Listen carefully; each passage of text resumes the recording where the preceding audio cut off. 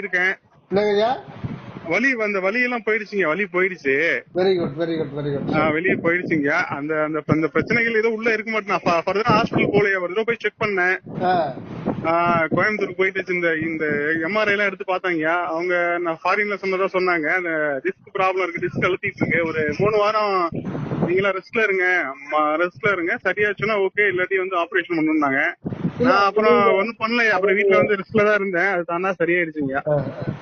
இப்ப நீங்க செக் பண்ணது அங்க அப்ராட்ல இருக்கும்போது பண்ணது தானே? இல்லைங்க, அப்ராட்ல இருந்துட்டு அப்புறம் இங்க வந்து பண்ணீங்க. இங்க கோயம்புத்தூர்ல ஒரு ஹாஸ்பிட்டல் இருக்குன்னு சொல்லிட்டு மாமா ஒருத்தவங்க கூட்டிட்டு போனாங்க. அப்படிங்களா?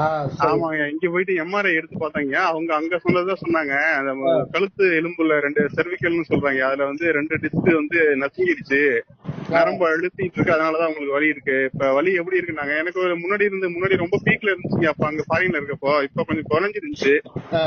அப்ப நான் அவங்கள்ட்ட சொன்னாங்க, அப்ப நீங்க இன்னும் ஒரு 2-3 வாரம் ரெஸ்ட்ல இருக்குன்னு சொல்லிட்டு சும்மா வலி மாத்திரையும் இந்த வைட்டமின் மாத்திரை எழுதி கொடுத்தாங்க.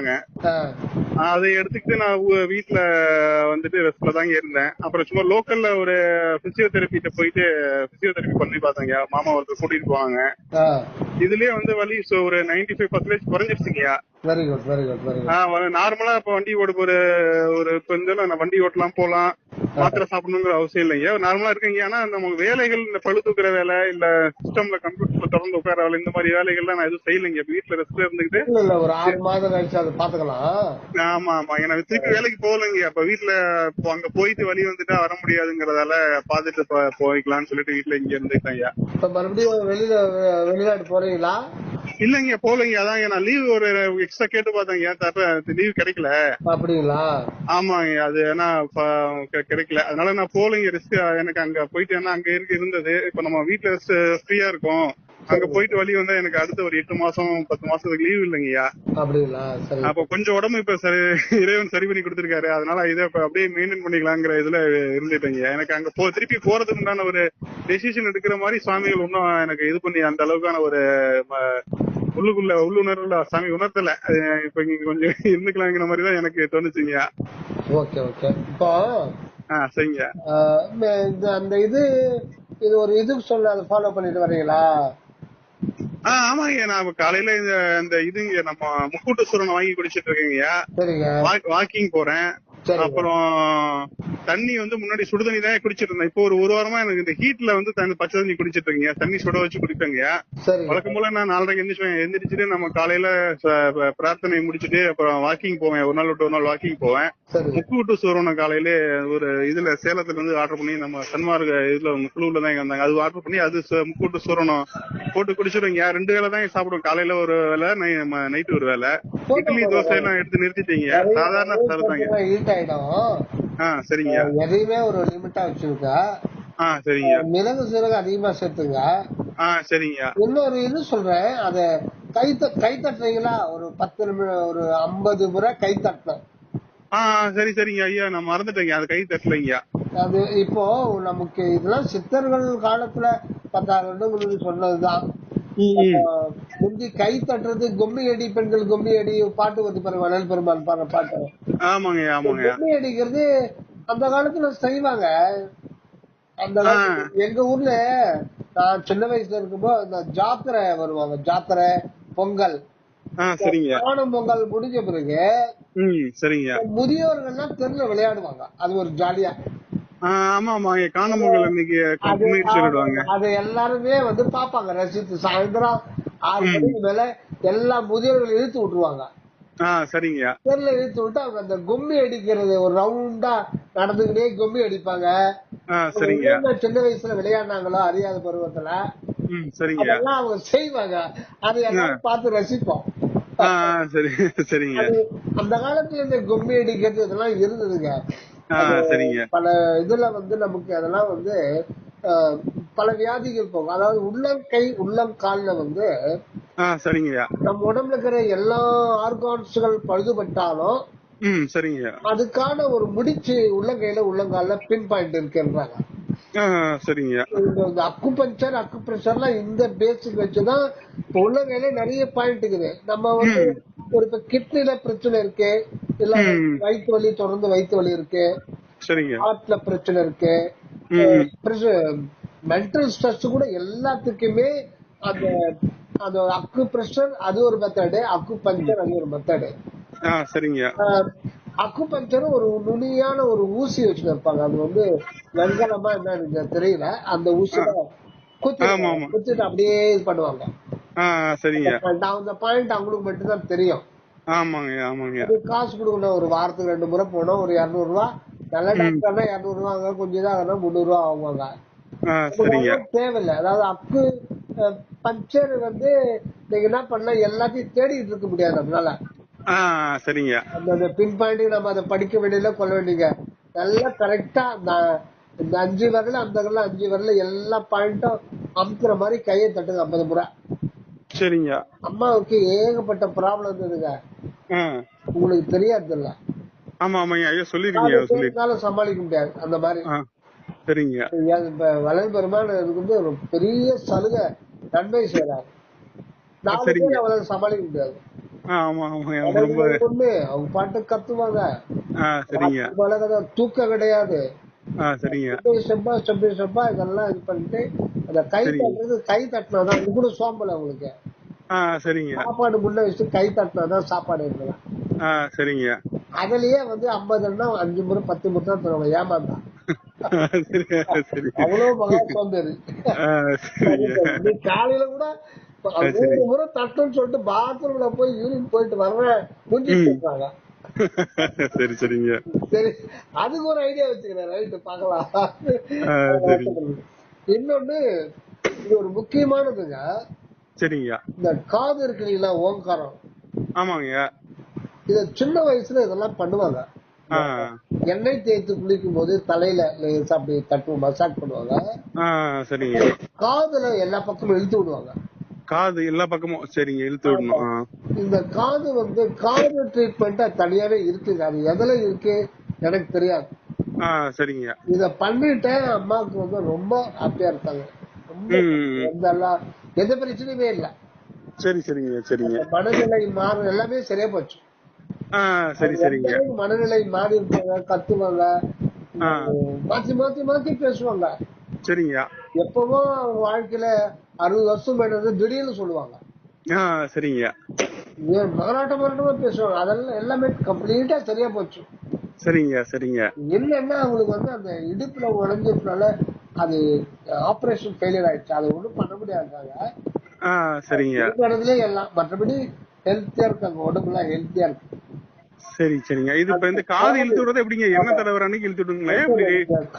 காலையில வாக்கிங் போயிட்டு வர்றீங்க இல்லைங்களா? சரிங்க. இது குளிக்கிறதுக்கு குளிச்ச பிறகு செய்யுங்க. குளிச்ச பிறகு சாப்பிடறதுக்கு ஒரு 1/4 மணி நேரத்துக்கு முன்னாடி செய்யுங்க. இந்த நல்லா சப்பனை போட்டு உட்காந்துருங்க. சரிங்க. 2 காது, இந்த கைக்கு இந்த காது அந்த கை, அந்த மாதிரி வச்சுங்க.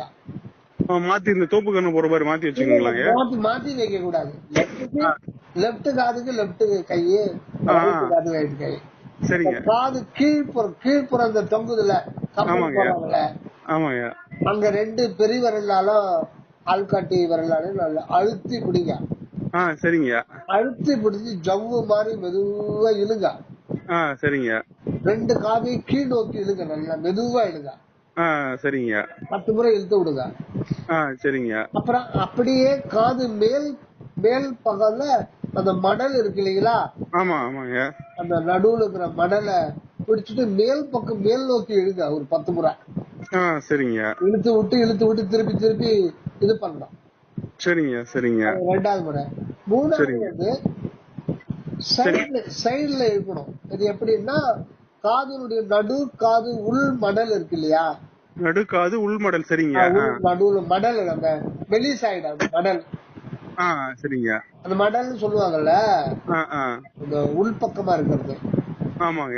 நடுவுல ஜவ்வு திக்கா இருக்கும் இல்லைங்களா? ஆமா ஆமாங்க இருக்கு. அந்த இடத்துல நல்லா பெரிய விரலாலையும் ஆள்காட்டி விரலாலையும் அழுத்தி பிடிங்க. பிடிச்சுக்கீங்க. சரிங்க. அப்படியே பக்கவாட்டுல இழுங்க. சரிங்க. இத பண்ணிடுவாங்க. சரிங்க. ஒரே வார்த்தை இது மல்டி ப்ராப்ளம் வந்து சால்வ் ஆயிடுது. அப்படிங்களா? சரி, இது எத்தனை தடவை 10 முறை இழுத்து விடணுங்களா? எப்படிங்க இது? 10 முறை மொத்தத்தை சேர்த்து 10 நிமிஷம் தான். சரியா போய் 10 நிமிஷம் வேலை தான் அது. அப்படிங்களா? சரி சரிங்க. சரிங்க. இது பண்ணிட்டு வாங்க. இது வந்து எப்படி அக்கு பிரஷர் அக்கு பஞ்சர் இதாகுதோ இது ஒரு வகையான ஒரு மெத்தட். காதுல வந்து இது வந்து வர்மக்கல்ல சர்மம் எனக்கு தெரியாது. சரிங்க. இது தோணுச்சு, இதை அப்ளை பண்ண நல்லா இருக்கு அம்மாவுக்கு. சரி சரிங்க, ரொம்ப சரி சரிங்க. கண்டிப்பா இப்ப நான் காலைல இருந்து பண்றேங்க. ஆமா, அந்த மாதிரி பண்ணிக்கலாம். நீங்க வாக்கிங் போகும்போது புருவ மத்தியில ஞாபகம் வச்சு உடம்பு வந்து எர்த் வாக் பண்ணட்டும். சரிங்க. ஆத்மா வந்து ஸ்கை வாக் பண்ணட்டும். Sky walk. சரி சரிங்க சரிங்க. உண்மையாதான் சொல்றேன். ஆமாங்க, அப்படிதான் பண்ணுங்க. அது அப்ப இல்லைங்க, ஒரு கூட ஒரு நண்பர், ஒரு நம்ம காலேஜ் படிச்ச பையன், அவரை சந்திச்சீங்க. அவரு அவரு கூட தான் போவேன். அப்ப அவருக்கு வந்து நம்ம இதுல நம்ம ஆன்மீக விஷயங்கள் சொல்லிட்டு கம்பெனி வைக்க கூடாது, நீங்க தனியா தான் போனோம். அப்படிங்களா? சரி சரி. இது வந்து தியானமும் வாக்கிங்க சேர்ந்த மாதிரி நடக்கிறது. சரி சரிங்க. அதாவது இந்த இதுல வரும் திருத்தொண்டர் புராணத்துல, சரிங்க, நின்றாலும் கிடந்தாலும் இருந்தாலும் கிடந்தாலும் மென்றாலும் துயின்றாலும், அது இது எனக்கு சரியா மறந்து போச்சு. நின்றாலும் கிடந்தாலும் இருந்தாலும் நடந்தாலும் மன்றாடும் மலர்ப்பாதும் ஒரு காலம் மரமாவை தொண்டராம் குணமிக்கார் அப்படின்னு அந்த ஒரு பாடல் வரும். சரிங்க. அதாவது நம்ம இத வள்ளல் பெருமான் சுருக்கமா பேருபதேசத்துல சொல்றாங்க. சரிங்க. இருக்கும் போதும் படுக்கும் போதும் இவ்வண்ணமாய் விசார வசத்துடன் இருந்து வாருங்கள். சரிங்க. நீங்க உட்காந்துக்கிட்டு அந்த முதுகு நிமித்தி வச்சுக்கிட்டு பல மணி நேரம் தியானம்லாம் அப்படிதான் பண்ணணும். உடம்பை இப்படி இந்த பொசிஷன்ல வைக்கணும், அந்த பொசிஷன் யோகமா இருக்கும். சரிங்க. அது முதுகு தண்டோட நேரம் குண்டல் நீங்க எழும்புறதுக்காக. சரிங்க. அந்த மாதிரி நேரம் உட்காந்து தியானம் பண்ணலாம். அது வந்து தனியா நீங்க ஒரு 20 மினிட்ஸ் பண்ணலாம், அது வேற. சரிங்க. இது மற்றபடியில அதெல்லாம் ரொம்ப ஈஸியான. நீங்க இருக்கும் போதும் படுக்கும் போதும், நீங்க படுத்துக்கிறீங்க, தூக்கம் வந்து கொஞ்ச நேரம் ரெஸ்ட் எடுக்கிறீங்க, அப்ப கூட அது வந்து அந்த விசார வசத்தோட இருங்க. ஆமாங்க. ஆமா. நீ என்ற அருள் ஒளியை சார்ந்து கொள்ள வேண்டும். ஆமாங்க. ஆமா. சார்புணர்ந்து சார்பு கட ஒளியின் சார்தரா சார்தரு நோய். நம்ம வந்து சார்பு உணர்ந்து அப்படின்னா நம்ம அகத்திலே ஆண்டவர் நம்மை சார்ந்திருக்கின்ற அந்த மெய்ப்பொருள் சார்ந்திருக்கின்ற உண்மையை உணர்ந்து கொண்டு, சார்ந்து கட அப்படின்னா புறச்சார்பு. நம்ம வந்து தேகத்தை தானே சார்ந்து இருக்கிறோம், மனதை சார்ந்து இருக்கிறோம், ஜீவனை சார்ந்து இருக்கிறோம், உலக பொருளை சார்ந்து இருக்கிறோம். எல்லாமே நம்ம புறச்சார்பு. கெடக்கூடாது. சார்பு கெடன்னா அந்த தேக உணர்வு போனோம், எண்ணங்களோட நம்ம பைண்டா இருக்கிறோம் இல்லையா, அந்த நிலைமை மாறி அகச்சார்பை பெற்றுக் கொள்ள வேண்டும். அதுதான் முக்கியம். அது நம்ம மெடிக்கல் சுவாமி சர்வானந்தா அவர்கள் சொல்லும் போது, அகத்தின் தொடர்பு அறாது வாழ பழகிக் கொள்ள வேண்டும். சரிங்க. அகத்தின் தொடர்பு அறாது வாழ பழகிக் கொள்ள வேண்டும். அற்புதமான ஒரு சத்திய வாசகம். இதையே நீங்க திரும்ப சொல்லும் போது உங்களுக்கு ஒரு போர்ஸ் கிடைக்கும். அகத்தின் தொடர்பு அறாது வாழ பழகணுன்ற பழக்கம் தாங்க. ஒரு நல்ல பழக்கமோ கெட்ட பழக்கமோ பழகிட்டோம்னா அதை ஈஸியா நம்மளை விட்டு போகவே போகாது. ஒருத்தோட ஃப்ரெண்டு கூட நான் போறேன், அவன் சாராயம் குடிக்கிறான், சாப்பிட்டு படுறான்னா வாடான்றான், அதை கொஞ்சம் சாப்பிட்டு பாருனா அது பழக்கம் ஆயிடுச்சுன்னா அதை விட முடியாது. எல்லாமே புதுசா ஒரு ஹோட்டல் ஆரம்பிச்சிருக்காங்க, அதனால இந்திக்காரன் வந்து மசாலா சோலா பூரி போடுறான்பா, ஒரு நாள் சாப்பிட்டு போலாம் வாப்பான்னு பார்த்துட்டா மறுநாள் அவன் கூப்பிடாம எனக்கு சுண்டி இழுக்கும். அது ஒரு பழக்கம். சில பேருக்கு வந்து காலையில டீ சாப்பிட்டு பேப்பர் கடையில போய் டீ கடையில பேப்பரை படிச்சு முடிச்சுட்டு அங்க 4 பேர் கூட அதை பத்தி டிஸ்கஸ் பண்ணாதான் அவங்களுக்கு வந்து தூக்கமே வரும். வீர் கதை பேசுறேன், வெட்டியா பேசுறேன்னா அது ஒரு பழக்கம். எல்லாமே பழக்கம் தான். ஒவ்வொன்றுமே ஒரு பழக்கம் தான். அதனால நம்ம வந்து என்ன பழக்கம்னா மேலிடத்துல பழக்கம் வச்சுக்கணும். எங்க மேலிடத்துல ஒரு தாத்தா இருப்பாரு, சின்ன வயசுல எனக்கு ஒரு 18-19 வயசுல அப்ப கூப்பிடுவாரு. லீவ்ல வந்து கூப்பிடுவாரு, மணி இங்க வாடுவாரு. 4 பேர் கூட பழகணும் அப்படின்னு. அதை பத்தி நீ என்ன நினைக்கிறேன்? ஐயா எனக்கு தெரியல அப்படின்னு. மேல் வீட்டுக்காரன், கீழ் வீட்டுக்காரன், எதிர் வீட்டுக்காரன், பின்பர் வீட்டுக்காரன் கூட கிடையாது. இது வந்து திருஞான சம்பந்தர், திருநாவுக்கரசர், மணிவாசகர், இவங்க கூட பழகுறவங்க தான் 4 பேர். சரிங்க. தேவாரம் திருவாசகம் அவங்க கூட பழகுனா தேவாரம் திருவாசகம் படிச்சாலே அவங்க கூட பழகுற மாதிரி. சரிங்க. நீங்க திருவருட்பா படிக்கிறீங்கன்னா வள்ளலார் அங்க வந்துருவார். ஆமாங்க. உங்களுக்கு உதவி செய்வார். அப்ப வள்ளலார் கூட பழகுற மாதிரி. சரிங்க. நீங்க சரவண சுவாமியுடைய டெக்ஸ்ட் படிக்கிறீங்கன்னா சரவண சுவாமி அங்க வந்துருவார். ஆமாங்க. நமக்கு தெரியாது. ஆமாங்க. அதனால அவரு கூட பழகுற மாதிரி. ஆமாங்க. சரிங்க. அதனால இந்த பழக்கம்ன்றது ரொம்ப முக்கியமானது. சரிங்க. அந்த நல்ல பழக்கம். அதனால நீங்க அந்த வாக்கிங் போகும்போது கூட யாரானா துணைக்கு சேர்த்துக்காதீங்க. சரிங்க. அவரு ஒரு நண்பர் அவர் கூப்பிட்டு போனாரு. நானும் நம்ம சாமியை பத்தி சன்மார்க்கத்தை பத்தி தான் அவருக்கு சொல்லிட்டு வருவேன். இல்ல நீங்க தனியா வாக்கிங் பண்ணும்போது ஒரு தியானமா வச்சுங்க. சரிங்க. சரிங்க. அது ஒரு தியானமா சகச நிலையில நாம இது பண்றதுக்கு அது ரொம்ப துணை புரியும். சரிங்க. அது ரொம்ப துணை புரியும். அதனால பூர்வ மத்தியில இருந்து அது பாட்டுக்கு நீங்க உடம்பு நடந்து போட்டோம். சரிங்க. நீங்க பாட்டுக்கு நீங்க ஸ்கை வாக்ல போயிட்டு இருக்கீங்க. சரிங்க. சரிங்க. கண்டிப்பா. சரிங்க. கூட்டு வியாபாரம் வேணாம். கூட ஒருத்தர் கூப்பிட்டு அது சாதாரண மற்ற நேரத்துல உங்களுக்கு ஃப்ரீயா இருக்கும்போது பேசுங்க. சரி. சரிங்க. அதிகாலை டைம்ல டைமை வேஸ்ட் பண்ணக்கூடாது. சரி. சரிங்க. உங்களுக்கும் உங்களுக்குள்ள இருக்க உள்ளொலிக்கும் தான் தொடர்பே தவிர இருக்கணும். அதனால சார்பு உணர்ந்து சார்பு கடவுளி ரெண்டுத்தையுமே சார்புன்றாங்க.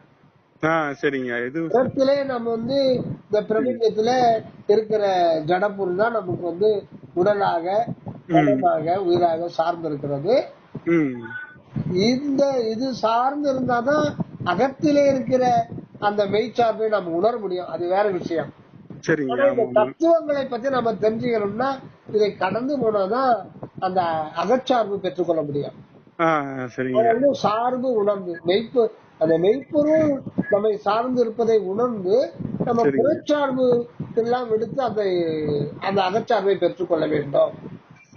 அதுவும் சாமி வளர்பெறும் ஒரே வார்த்தையில் சொல்றாரு, பற்றிய பற்று அனைத்தினையும் பற்று அற விட்டு அருள் அம்பல பற்று பற்று மீனோ எற்றும் இறைவீரு.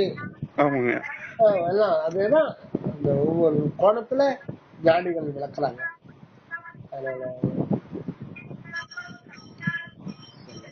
ஹலோ, வீட்டுல எல்லாம் நல்லா இருக்காங்களா? நல்லா இருக்காங்க. வீட்டுல எல்லாம் நல்லா இருக்காங்க. எல்லாம் பசங்க எல்லாம் பள்ளிக்கூடம் முடிஞ்சுங்க. 2 நாள் முடிஞ்சுச்சு. அப்படிங்களா? காலையில போன் வந்துச்சு. அந்த வீட்டுல அப்புறம் கோயில் பக்கத்துல கோயில் இருக்குங்க. அந்த திருப்பட்டூர் கோயில் ஐயா கேள்விப்பட்டிருப்பீங்க. திருப்பட்டூர் பிரம்மன் கோயில், பிரம்மபுரீஸ்வரர் கோயில் இங்க நம்ம ஊர்ல இருந்து ஒரு 30 கிலோமீட்டர் தாங்க அது.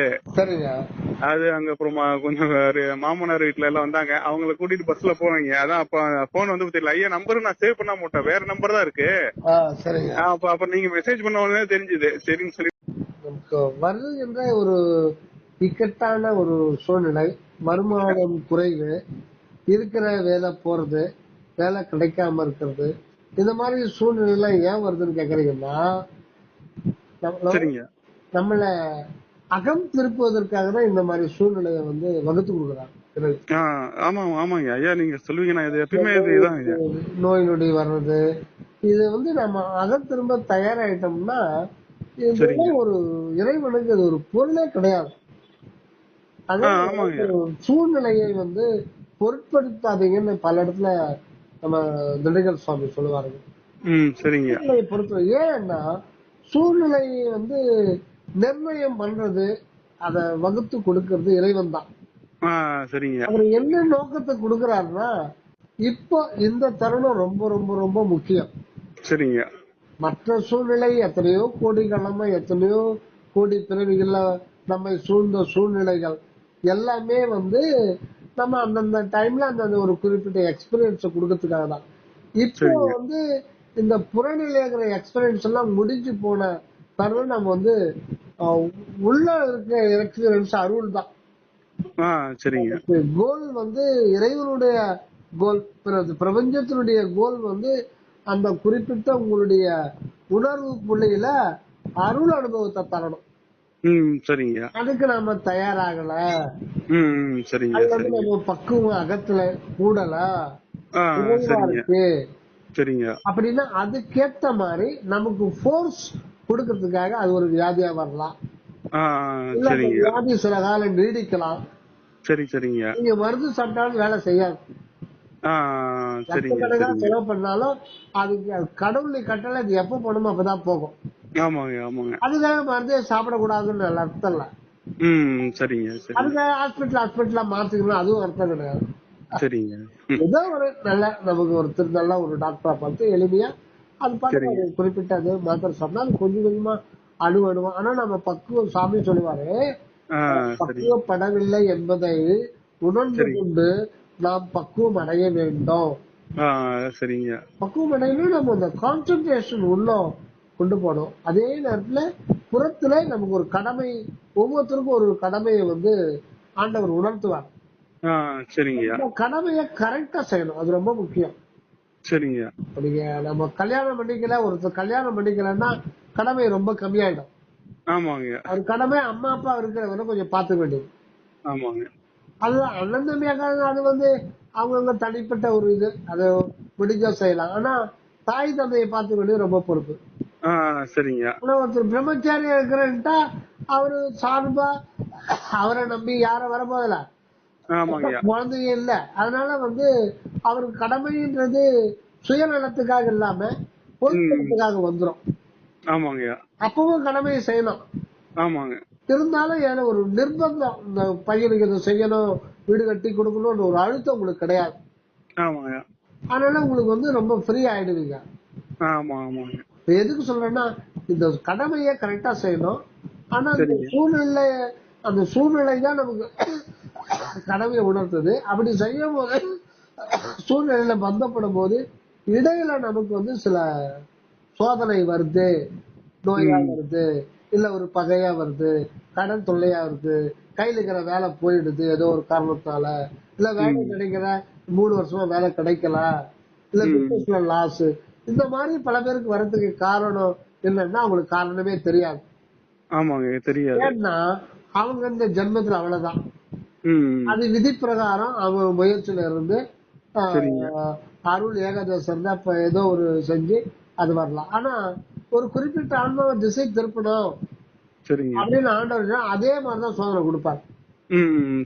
நாமெல்லாம் வழிக்கு வந்துட்டா ஓகே, அவர் சூழ்நிலை நல்லா இருக்கும். அதுக்காக நீங்க மான மாளிகை கூட கோபுரம் அந்த மாதிரி எல்லாம் எதிர்பார்க்க கூடாது. அந்த மாதிரி இருந்தா கடவுள் சிந்தனை வரவே வராது. ஆதி சங்கரர் சிவானந்த லகரின்னு சொல்லிட்டு 100 பாட்டு இருக்காரு. நான் ஒரு முறை திருவான்மியூர் மருந்தீஸ்வரர் கோயிலுக்கு போயிருந்தேன். ஒரு 20 வருஷம் முன்னாடி அப்பப்ப போவேன் திருவான்மியூர், இதுக்கு போவேன், அந்த கவுண்டர் சுவாமி கோயில் வருவேன். அப்ப போனா அந்த சைட்ல அந்த சுத்திட்டு மூலவரை சுத்தி வரோம் இல்லைங்களா, சைட்ல சிவானந்த லகரி ஆனந்த ஆதிசங்கரை போட்டு அந்த சமஸ்கிருத இது தமிழ்ல கூட விளக்கம் கொடுத்திருந்தாங்க. அதுல ஒரு தலைப்பு, அந்த பாடலுக்கு இவங்களா ஒரு தலைப்பு கொடுத்திருக்காங்க. அதுல அவர் என்ன சொல்றாரு, எனக்கு வறுமை வேண்டும் வேண்டார். என்னடா இது வறுமை வேண்டும் வேண்டாரு அப்படின்னா, அந்த ஏழ்மை வேண்டும், வறுமை இல்ல ஏழ்மை. வறுமை சாப்பாட்டுக்கே ரொம்ப கஷ்டம். ஏழ்மைன்னு சொன்னோம்னா ஏதோ இருக்கும், கஞ்ச கொடுத்து காலத்தை கடத்தலாம். வறுமை என்பது ரொம்ப கொடியது, வறுமை கொடியது. ஆனா ஏழ்மையில வாழலாம். ஏழ்மைன்னா நமக்கு சுட சுட சோறு 4 பொரியல் அது இருக்காது, ஏதோ சாப்பாட்டுக்கு ஒரு கஞ்சி ஒரு பழையதோ இல்ல மதியம் சோறு, அது ஏழ்மை. அந்த ஏழ்மை வேண்டும் எனக்கு குத்துருங்க, வசதியா வச்சிடாத. ஏன்னா இதுல ஒரு பெரிய ஒரு சீக்கிரம் இருக்கு, இத சிவவாக்கியர் சொல்லுவார். ஆடு காட்டி வேங்கையை அகப்படுத்தும் மாறுவோல் மாடு காட்டு எண்ணெய் நீ மதிமயக்கலாகுமோன்றார். இந்த காலத்துல கரடி புலி இதெல்லாம் புடிச்சுட்டு வந்துட்டாங்கன்னா கூண்டுல அடைச்சு தெருல கூட்டிட்டு போவாங்க, அதை வசப்படுத்து. அதை வச்சு ஒரு காசு வசூல் பண்ணுவாங்க. அது காட்டு விலங்கை பார்த்தா அதை வசப்படுத்தி கூட்டு கொண்டு போனா அது பிள்ளைங்கள்லாம் அது பின்னாடி போவோம், அது ஒரு காசு போடுவாங்க. பாம்பை பிடிச்சி வேடி காட்டுவாங்க, அது ஒரு காசு கிடைக்கும். அது ஒரு வித்தக்காரங்க. அவங்க என்ன பண்ணுவாங்கன்னா காட்டுல போய் வேங்கையை பிடிக்கணும்னா ஒரு பெரிய குழிய வெட்டிடுவாங்க. சரிங்க. குழிய வெட்டிட்டு அது குழிக்கு மேல வந்து இலையெல்லாம் சருகெல்லாம் போட்டு குச்சி குச்சி வச்சு இது பண்ணி எதிர்க்கு வந்து ஒரு ஆட்டை கட்டி விட்டுருவாங்க. சரிங்க. இது சிங்கா வந்து வெயிட் மரத்துக்குள்ள ஒளிஞ்சு பார்த்து இது சிங்கா புலி அது வந்துச்சானா சரிங்க. ஓடி பாயம். அந்த ஆடு இருக்கிற பக்கத்துலயே பெரிய குழி இருக்கும், அதுல விழுந்துடும். ஆமா ஆமா. என்னன்னா அதுக்கு அடுத்து செய்ய வேண்டிய காரியம் பண்ணி வலையில சிக்க வச்சு அதை வசப்படுத்தி அது ஒரு சில காலம் ஆரம்பிப்பாங்க. அதுக்கப்புறம் தெருல வந்து ஊர் ஊரா அதை வித்த காட்டுவாங்க. அந்த ஆடு காட்டி வேங்கையை அகப்படுத்தும் மாடு போல் மாடு காட்டி என்னை நீ மதிமயக்கல் ஆகுமோ. மாடுன்னா செல்வம். செல்வம் பெறுவது நமக்கு போகம். சரிங்க. கையில காசு வாயில தோசை மாதிரி செல்வம் எதுக்குன்னா போகத்தை அனுபவிக்கணும். மாடுன்னா செல்வம்னு ஒரு அர்த்தம் இருக்கு.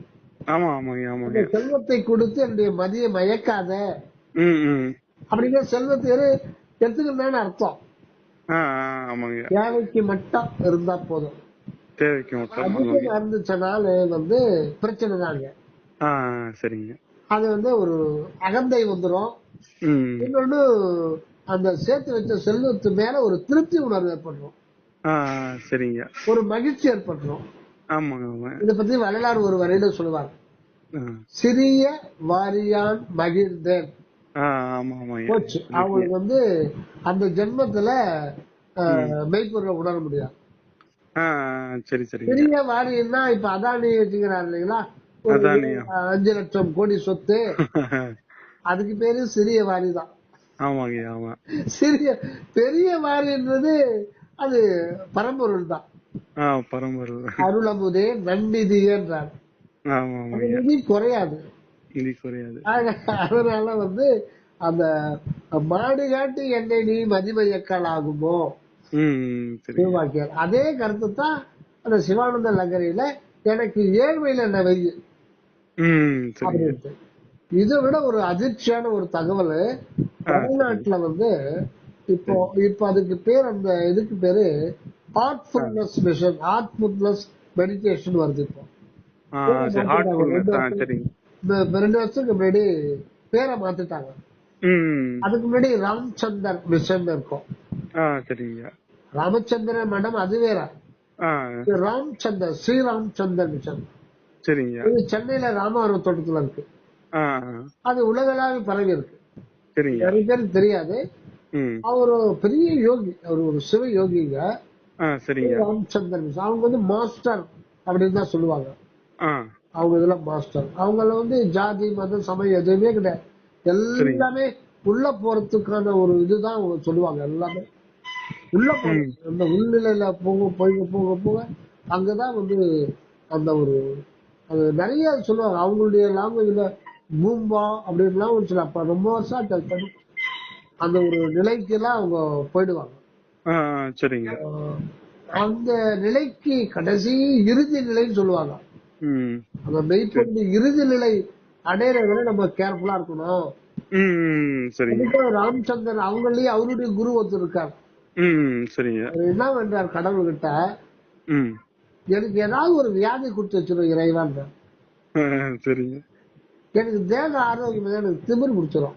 எனக்கு எதனா ஒரு வியாதி இருந்தா உன்னை அடிக்கடிக்கு நினைப்பேன். அவர் கேட்டார், எனக்கு எதனா ஒரு வியாதி கொடுத்துறேன், எப்ப பாரு ஒண்ணு நினைச்சிட்டு இருப்பேனே, தானா நினைப்பேன். அதனாலதான் கடவுள் நமக்கு வந்து அவர் வேண்டிட்டார். வேண்டி அவருக்கு கொடுக்கலானா ஒரு பக்குவத்துல இருந்தவரு. ஆனா நமக்கு வேண்டாதே நம்ம கொடுத்துடுறாரு.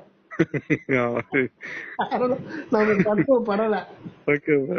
ஒரு வேதனை துன்பம் சோதனை சூழ்நிலையை பொருட்படுத்த வேண்டாம்.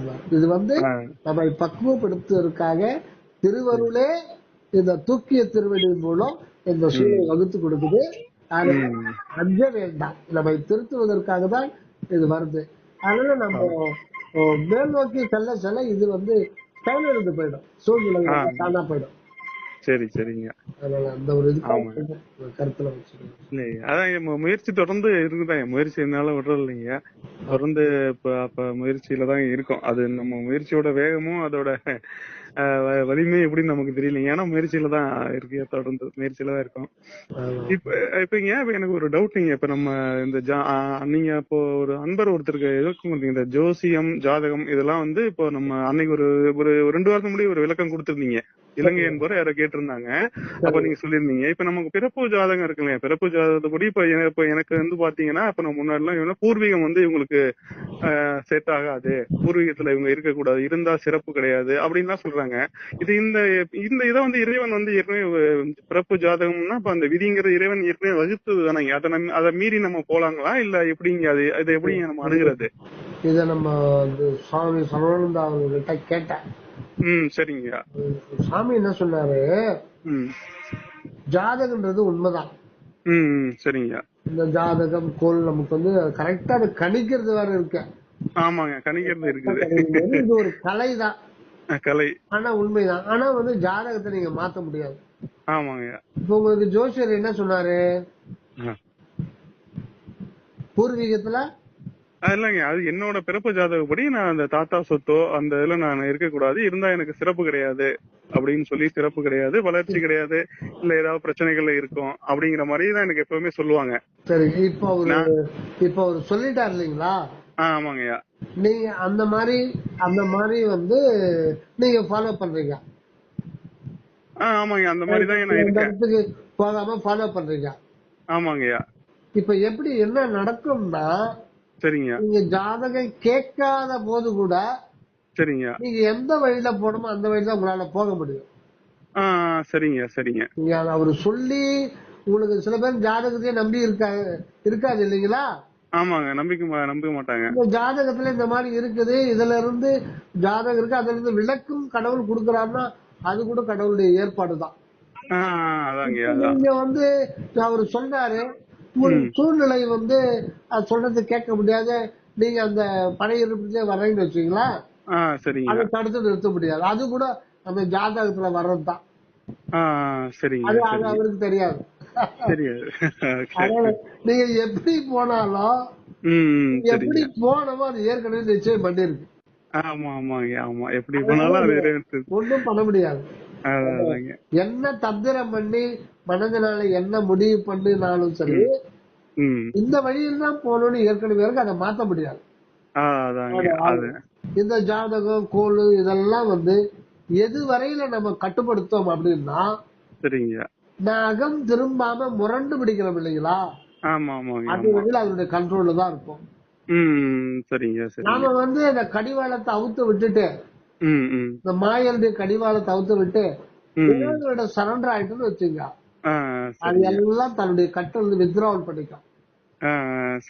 உங்களுக்கு ஜோதிடம் ஜாதகம் நாலு கோலு மொத்த பின்வாங்கிடும் தன்னுடைய இதுல இருந்து கண்ட்ரோல். இப்ப மொத்தமே கடவுள் அருளுடைய கண்ட்ரோல்ல வந்துருவான். சாமி சொன்னாரு, கைரேகையே மாறிடுன்றாரு. கைரேகையே மாறிடுன்றாரு. நீங்க கைரேகை பார்த்து நீங்க கொண்டு வரீங்க, நீங்க வந்து அகத்தை நோக்கி முன்னேறீங்கன்னா உங்களுடைய கைரேகை மாறிடும். அப்ப சூழ்நிலை வந்து அந்த ஜாதகமே உனக்கு மாற்றி வைக்கப்படும். சொல்றான்ல, சண்டை வந்துச்சு வச்சுக்க அரசியல்ல, ஒரு ரவுடி சொல்றான், உன் ஜாதகத்தை மாத்தி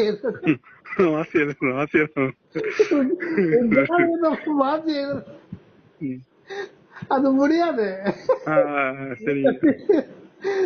அதனால ஜாதகத்தை மாற்றி எழுதுறது வந்து இருக்கிறாருன்னா இவருடைய திருவருள் அந்த ஒரு குறிப்பிட்ட ஆத்மாவுக்கு மாற்றி எழுதும். எனக்கு வந்து 1993-94 ஃபேக்டரியில ஒர்க் பண்ணும்போது ஒரு சஞ்சலம் இருக்கும்.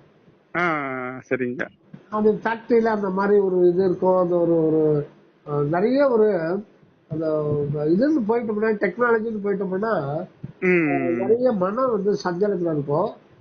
சஞ்சலத்துல இருந்து எனக்கு அந்த ஒரு மனம் சஞ்சலமா இருக்கும். பண்ணிட்டு தான் இருப்பேன். நம்பர் ஆஃப் தாட்ஸ் அதிகமா தான் இருக்கும். சரிங்க. பிரதிபலிப்பு பாத்தீங்கன்னா உங்களுக்கு கையில வந்து நிறைய கோடு இருக்கும். சரிங்க. கையில வந்து ரேகையும் இருக்கும், தேவையில்லாத கோடுகள் இருக்கும். சரிங்க. எனக்கு ஒரு 4 வெளிச்சம் கிடைச்சு அந்த கோடுகள் அப்படியே தான் இருக்கும். சரிங்க. கோடுகளை பார்த்தே கண்டுபிடிச்சிடலாம். இவர் வந்து அகண்டமா நினைச்சுட்டே இருப்பார் போடுறது. சரிங்க. கோடு அதிகமா சொன்னா அவர் வந்து எப்ப பாரு எதாலும் நினைச்சுட்டு சஞ்சலப்பட்டுக்கிட்டே இருப்பார். அவன் மனம் சஞ்சலமாவே இருக்கும். சரிங்க. சரி. அதுக்கு அந்த ரிஃப்ளெக்ஷன் உங்களுடைய கை ரேகையிலேயே தெரியும். சரிங்க. எனக்கு ஒரு 3 வருஷம் அது கம்ப்ளீட்டா இது சுத்தமாயிடுச்சுங்க. சாமி சொல்றதுக்கும் தெரியாது. இது என்ன பத்தியே சொல்லல. ஒரு வார்த்தை கையில இருக்கிற ரேகையே வந்து மாறி போயிடான். ஏதாச்சும் 3 வருஷம் எனக்கு கையில ஒரு இருக்கும் கீரம். அப்புறம் கைய பாக்குறது சுத்தமா இருக்கும். சரி சரிங்க. அற்புதம். அது சாமிகளுடைய ஒரு ஆசீர்வாதம். சரி சரிங்க. சரிங்க. இந்த தாட்ஸ் எல்லாம் வந்து இப்போ கம்மியாயிடுது. கூட கூட தாட்ஸ் கம்மியாகும். தாட்ஸ் கம்மியாதான் தியானம் கூடும். சரி சரிங்க. சரி. தேவையற்ற எண்ணங்கள் வந்து நம்ம விலகி போயிடும். சரி சரிங்க. நடத்துறாரு எல்லாம் பாத்துப்பாரு, பார்த்து செய்வாரு அப்படின்ற ஒரு அதீத ஒரு நம்பிக்கை வச்சோம்னா எண்ணங்கள் வந்து தேவையில்லாம இது பண்ணாது. இறந்த காலத்துல நினைச்சு பாக்குறது, ஐயோ அது அப்படி எதிர்காலம் எப்படி இருக்குமோ, ஐயோ ஐயோ ஐயோ எப்படி பண்ணிட்டா பயந்து சாக வேண்டியதுதான். ஆமாய்யா, ஆமா. இது பெரிய சில சமயம் அது அது அல்டிமேட்டா அப்புறம் என்னையா நம்ம அகம் திரும்பலங்கிறது தான் அப்புறம் அந்த இதா இருக்கு. இருந்தாலும் சில சமயம் நம்ம எப்படி நம்ம முயற்சியை விடாம தான் இருக்கோம். இப்ப வீட்டுல இப்ப கொஞ்சம் நம்ம வந்து இப்ப கொஞ்சம் இல்ல எல்லாம் பொறுமையா நடக்க வேண்டியது கரெக்டா நடக்கும் அப்படின்னா வீட்டுல எல்லாம் கொஞ்சம் இது பண்ணிடுவாங்க, டிஸ்கரேஜ் பண்ணிடுவாங்க. என்ன போய் இது 5 வருஷம் சாமி கும்பிடுற, 7 வருஷம் சாமி கும்பிடுற அந்த மாதிரி சொல்லிடுவாங்க. சில சமயம் பாத்தீங்கன்னா கொஞ்சம் மனசு கஷ்டப்பட மாட்டேங்குது. இந்த மாதிரி யாரால முடியலையோ அவங்கதான் கடவுள் மேல பாரத்தை போட்டுட்டு இப்படி பண்ணுவாங்க. மத்தவங்க முயற்சியில வந்து தங்களால முடியாதவங்க தான் கடவுள் மேல பாரத்தை போட்டுட்டு இப்படி எல்லாம் சொல்லிட்டு இருப்பாங்க அப்படிங்கறத கூட சொல்லிடுவாங்க. அவங்க சொல்றது இல்ல, சரின்னு சொல்லிட்டு இறைவனை நினைச்சுக்கிட்டு போயிடுவேன். அந்த மாதிரி எல்லாம் கூட வருங்க. சரிங்க. அப்புறம் அப்படியே எல்லாமே அப்புறம் என்ன இறைவன் கொடுக்குற அனுபவம் தான் ஏத்துக்கிட்டு போயிடுவேன். சரி சரிங்க. அது எனக்கு அந்த டவுட் இருந்துச்சுங்க. இப்ப இவங்க இந்த ஜோசிகாரெல்லாம் போனாங்கன்னா நீங்க இங்க இருந்தா உங்களுக்கு சிறப்பு இல்ல, அங்க போனா சிறப்பு, இங்க வந்தா சிறப்பு அப்படிங்கிறாங்களா? அது என்ன இப்ப ஒரு இடத்துக்கு போனா மட்டும் சிறப்பு இல்ல இருந்திருக்கும். அப்ப வந்து கடவுள் வந்து ஒரு ஆப்ஷன் கொடுத்துருக்காரு, இங்க இருக்காத தப்பிச்சுக்க, அங்க போயிரு இங்க போயிருன்ட்டு. புரியல இல்லைங்க. அதே இவங்க நான் உங்கள்கிட்ட கேட்டேன் இல்லையா, இப்ப எனக்கு வந்து பூர்வீகத்துல இருந்தா சிறப்பு இல்ல அப்படின்னு சொல்லுவாங்க, உங்களுக்கு பிரச்சனைகள் வருவாங்க. அப்ப இறைவன் அந்த விதியை வகுக்கும் பொழுதே நீ இங்க இருந்தா உனக்கு பிரச்சனை, அங்க போனா தப்பிச்சுக்கலாம் அப்படிங்கிற ஆப்ஷனோட வகுப்பாரா? இவங்க எதை பேஸ் பண்ணி சொல்றாங்க அப்படின்ட்டு நான் ஒரு இது பண்ணுவாங்க, அதான் கேட்டேன். சரி சரிங்க. சரிங்க சரிங்க. சரிங்க. நான் அப்புறம் இறைவன் கூட்டி வச்சா நம்ம சென்னைக்கு வரீங்க, தங்க முடியுங்களா? அங்க தங்குறதுதான் பிரச்சனை. 2 நாள் இதானங்க. ஃபேமிலியோட வாங்க. சரிங்க. நம்ம வீட்டு நல்லா இருக்கு. ஐயா வேணாங்க சிரமம். நான் அம்மாவுக்கு தனியா 4 வீடு தள்ளிதான் இது பண்றேன். சரிங்க. ஹால்ல படுத்துக்கலாம், நீங்க ஒன்னும் பிரச்சனை இல்லை. அப்படிங்களா? சரிங்க. சரி சரிங்க. நம்ம வீட்டுல படுத்துக்கலாம், ஒன்னும் பிரச்சனை இல்லை. சரிங்க. நான் வீட்டுல கேக்குறீங்க இல்லாட்டி நான் அடியன் மட்டும் வர்றதுக்கு கூட ட்ரை பண்றீங்க. அது ஐயாவை பார்த்தா நேர்ல பார்த்த மாதிரி இருக்கும். கொஞ்சம் உடம்பு பரவாயில்லையா? பஸ் கொஞ்சம் டிராவல் பண்ணலாம். வருவாங்க சந்திக்கிறதுக்கு. நீங்க இதுக்கு முன்னாடி கலந்துக்கல? எப்பவுமே கலந்துக்கல? ஆமாயா, ஆமா. நேரம் கலந்துக்கல. இந்த ஒரு வாய்ப்பு கூடுகின்ற சன்மார்க்க சங்கத்தின் நடுவிருந்து குழாவுகின்றேன். நம்ம ஒரு தனி ஒரு இது கிடைக்கும். ஆமாங்க. கண்டிப்பா கண்டிப்பா. இந்த ஆவடிங்கிறது சென்னையில இப்ப நீங்க உங்க இடத்துக்கு ஆவடிக்கும் தூரங்களாயா? அது சென்னையில ஆவடின்னு ஒரு இடம் உங்களுக்கு தனியா இது அனுப்பும். நீங்க எப்படி பஸ்ல வருவீங்களா ட்ரெயின்ல வருவீங்களா? இல்லைங்க, நான் இங்க பெரம்பலூர் பஸ்ல தாங்க வரும். ஆவடியில கொஞ்சம் தெரிஞ்சவங்க இருக்காங்க, அவங்க வீட்டுல என்னால தங்க முடியும்.